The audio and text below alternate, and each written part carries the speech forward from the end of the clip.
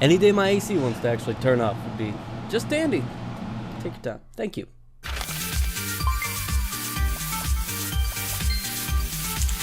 Good news, everyone! Finally, our prayers have been answered. Someone has taken the magical themes of Harry Potter and they've combined them with the butt-kicking action of a John Travolta movie and packaged them together in a delightful pixel art roguelike package called Wizard of Legend, a name as generic as the good old 1980s day when we used to just be able to name games like soccer or football. It's Wizard of Legend by Contingent 99. Let's look at it. Bring it down.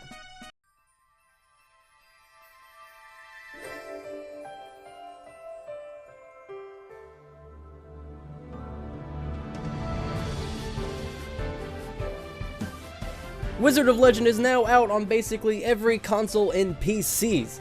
It combines many of your typical roguelike elements with fast-paced melee combat, a customizable starting loadout, and a huge arsenal of items and weapons to combine and experiment with. Created by a two-man team out of California, Wizard of Legend is another game that has found success through crowdfunding on Kickstarter, raising over $72,000 from over 3,200 backers, myself included. The game ended up with almost 150% of its initial asking price. Many of us were intrigued by the game's promise for varied and customizable magic loadouts, which offered the chance for huge varieties in gameplay from playthrough to playthrough. The idea was that by changing your magic, you could drastically change the way you are forced to play the game each time. Foregoing the usual roguelike strategy of giving you different characters with preset attacks and themes like in Isaac or Gungeon, Contingent 99 wanted to design a game where the player could make these decisions themselves. And now that the game is out, the only question that remains is, does it work? But before we get too deep into the gameplay, let's talk a little bit about the presentation, okay? Of course it's okay, it's my video, do what I want. Returning viewers will know that I am a sucker for games that look good. Food may be the way to a man's heart, but proficient use of pixel art is the way to my wallet. This game certainly looks good, and it's many of the animations that make it stand out. The enemy and world design are all good, but the way the spells come to life during gameplay are what really make this a standout experience. All of the different spells have their own unique animation. No cutting corners here and repeating basic attack animations. Every single one was designed with love and care to great effect. They really help add a sense of impact and weight to the combat. Plus, while they are flashy and powerful looking, they don't go too far over the top and become a hindrance on your ability to see the game or follow what's happening, which has certainly been a problem in other games I've played. It's a fine line that Wizard of Legend walks very carefully. Now, the music and the theming is where I become less impressed with the game. Neither are bad, but they don't particularly stand out either. It feels like a lot of solid repurposing of existing themes. You have wizard trials which take place in a land called La Nova, which really is honestly the most generic name for a magical land I think I have ever heard. You collect arcana and relics for combat. You have a wizard cloak which grants you special abilities. You have different shopkeepers which show you different items, and you know, it's one of those. It's just one of those. And even your bedroom where you spawn after each death is filled with the cast of Beauty and the Beast for some reason, which is fun, but not original.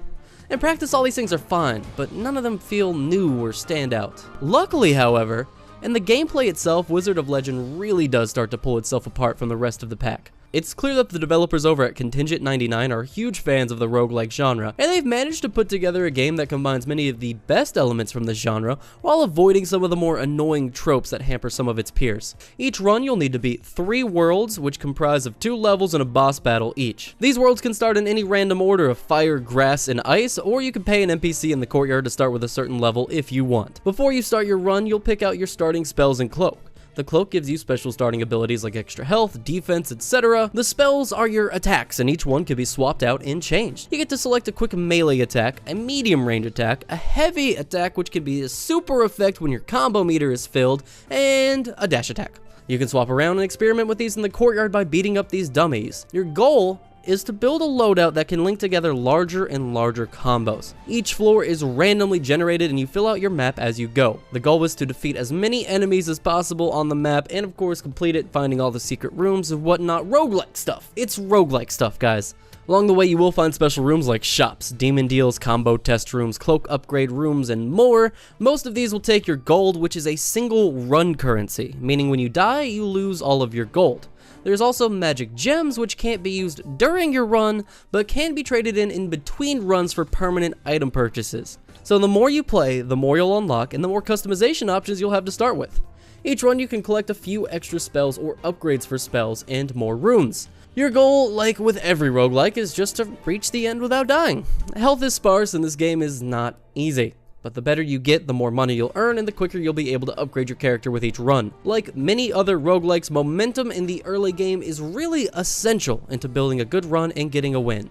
Well, that and just playing good old RNG. The combat itself is all about combos. You build up this blue combo meter as you do melee attacks. Once you fill up your combo meter, you can unleash your super attack, which will help you put together your greatest combos. Enemies pretty easily telegraph their combo stun with these stars above their head. There's even a special room featuring what I'm pretty sure is a sentient Fortnite llama that must be broken by landing one huge damage combo. This system is where I am still not very good at the game, but it pushes me to keep playing as I try to master enough of the game's mechanics to make some truly great combos. Overall, I have spent just a few hours with Wizard of Legends so far, and I don't know if I'll end up losing 300 plus hours of my life to it like I did Isaac, but I am for sure that I will get my money's worth out of it.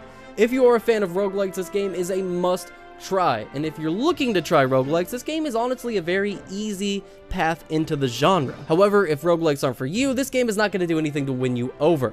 But hey, that's just my opinion on Wizard of Legend. Have you played it? Did you like it? Let me know down below in the comments, as well as if you enjoyed this video, consider leaving it a like and subscribing.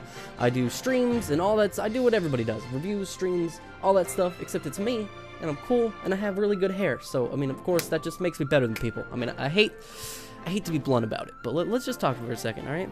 This hair, this is the money maker. I'm just kidding. Love your beautiful faces. Bye-bye. Hopefully you've clicked on another video by now because this one's over. Yoink.